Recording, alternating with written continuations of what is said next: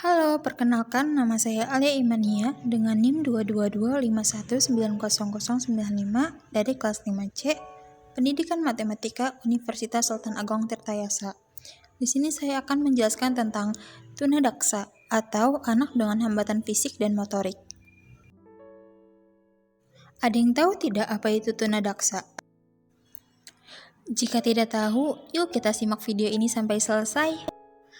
Tunadaksa adalah anak yang mengalami kelainan atau cacat yang menetap pada alat gerak seperti tulang, sendi, otot, sedemikian rupa sehingga memerlukan pelayanan pendidikan khusus.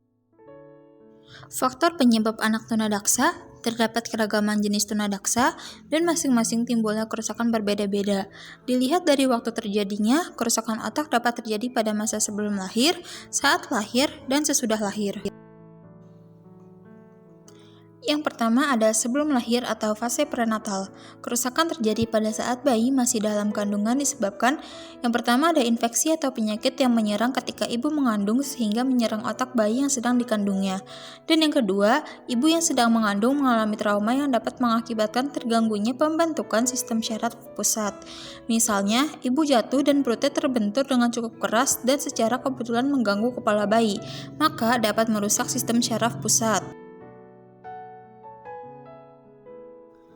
Yang kedua, saat kelahiran atau fase natal. Hal-hal yang dapat menimbulkan kerusakan otak bayi pada saat bayi dilahirkan antara lain, yaitu yang pertama, proses kelahiran yang terlalu lama karena tulang pinggang yang kecil pada ibu sehingga bayi mengalami kekurangan oksigen. Hal ini kemudian menyebabkan terganggunya sistem metabolisme dalam otak bayi sehingga jaringan syaraf pusat mengalami kerusakan. Dan yang kedua, pemakaian alat bantu berupa tang ketika proses kelahiran yang mengalami kesulitan sehingga dapat merusak jaringan syaraf otak pada bayi. Yang ketiga, setelah proses kelahiran atau fase postnatal. Fase setelah kelahiran adalah masa di mana bayi mulai dilahirkan sampai masa perkembangan otak dianggap selesai, yaitu pada usia 5 tahun. Hal-hal yang dapat menyebabkan kecacatan setelah bayi lahir adalah yang pertama kecelakaan atau trauma kepala atau amputasi. Yang kedua, infeksi penyakit yang menyerang otak.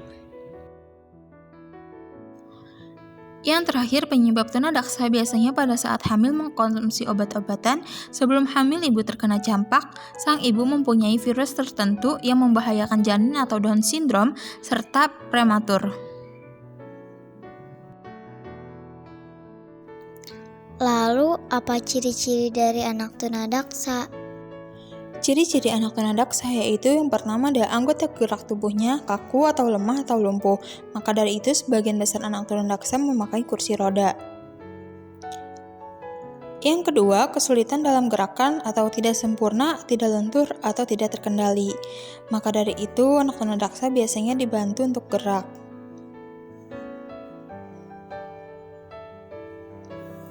Yang ketiga, terdapat bagian anggota gerak yang tidak lengkap atau tidak sempurna atau lebih kecil dari biasanya. Yang keempat, terdapat cacat pada alat gerak.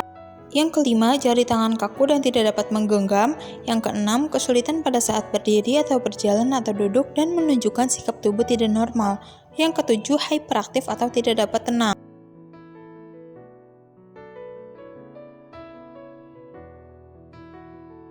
Lalu, apa hambatan dari anak tunadaksa? Beberapa hambatan yang dimaksud dapat digolongkan menjadi 5, yaitu yang pertama, ada masalah kesulitan belajar. Pada anak tunadaksa terjadi kelainan pada otak, sehingga pada fungsi pikirnya terganggu khususnya persepsi, sehingga dapat menimbulkan komplikasi yang secara otomatis dapat berpengaruh terhadap kemampuan menyerap materi yang diberikan. Yang kedua, masalah sosialisasi. Anak tunadaksa mengalami berbagai kesulitan dan hambatan dalam menyesuaikan diri dengan lingkungannya. Hal ini dapat terjadi karena kelainan jasmani, sehingga mereka tidak dapat diterima oleh teman-temannya, diisolasi, dihina, dan dibenci. Yang ketiga, masalah kepribadian. Masalah kepribadian dapat berwujud kurangnya ketahanan diri, tidak adanya kepercayaan diri, mudah tersinggung, dan marah. Yang keempat, masalah keterampilan dan pekerjaan. Anak tunadaksa memiliki kemampuan fisik yang terbatas, namun dibandingkan dengan anak dengan kecerdasan normal, individu tunadaksa perlu diberikan kesempatan yang sebanyak-banyaknya untuk dapat mengembangkan diri melalui latihan keterampilan dan pekerjaan yang sesuai dengan potensinya. Sehingga setelah selesai masa pendidikannya, anak tunadaksa dapat membiayai hidupnya sendiri dan tidak selalu mengharapkan pertolongan orang lain. Yang terakhir yaitu masalah latihan gerak.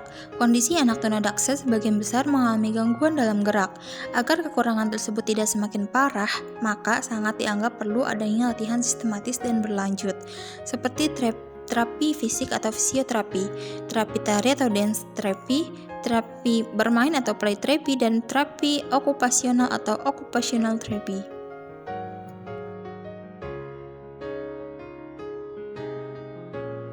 Bagaimana layanan bimbingan belajar anak tunadaksa?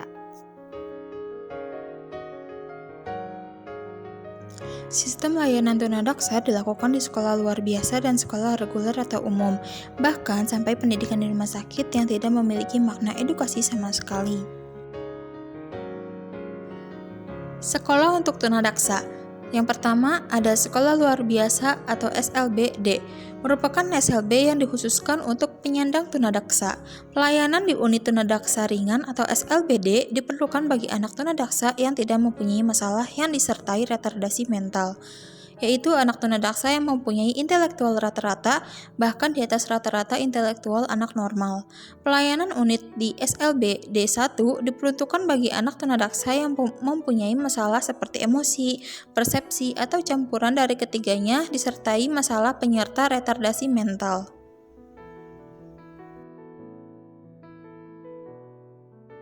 Yang kedua ada SDLB. Anak tunadaksa dapat disekolahkan di SDLB. SDLB merupakan sekolah dasar yang menyelenggarakan pendidikan khusus dengan berbagai macam jenis kelainan, yaitu tunarungu, tunanetra, tunagrahita, serta tunadaksa. Yang ketiga ada sekolah terpadu atau inklusi. Sekolah reguler yang menggabungkan anak tunadaksa dengan anak normal dalam satu sekolah. Dan yang terakhir ada guru kunjung. Layanan pendidikan anak berkebutuhan khusus atau ABK, guru kunjung dilakukan sebagai alternatif bagi siswa yang jauh dari SLB atau sekolah inklusi. Terima kasih sudah menonton videonya sampai selesai. Jangan lupa like.